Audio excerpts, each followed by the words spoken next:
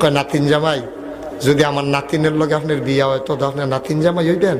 তো কথা তো বেশি কিছু না, একটা কথা আপনার জিগাই, ফজরের নামাজ কয় রাকাত?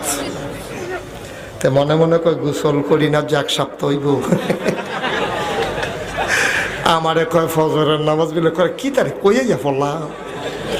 তে ধুম ধরে ডিব্বা যখন বইয়া রয়েছে, না পারলে না কিতা করন বা বুঝলা লাইছে তো, না পারলে কিতা কর তো তারে এই ফাললে এটা কইয়া লাওন, আর না পারলে জুত করে বইয়ে থেকে কার ফাইলছাও দাদা। তে করছে কিতা, তারে যখন জিজ্ঞেসে ফজরের নামাজ কয় রাকাত, তে দাদার ফেলছাইছে। দাদার ফেলছাইছে পরে দাদা ফাল দিয়ে উঠছে, উঠটা কয় তোরা আমি জিগাইছি ফজরের নামাজ কয় রাকাত?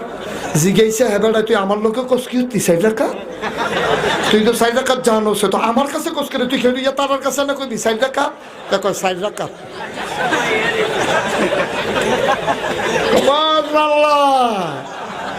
বিয়া ঠিক, নাতিন জামাই এক্সপার্ট, বিয়া টিয়া ঠিক হয়ে গেছে। তেজে কি কারবার এটা হেতাটা ধরতে পারছে না।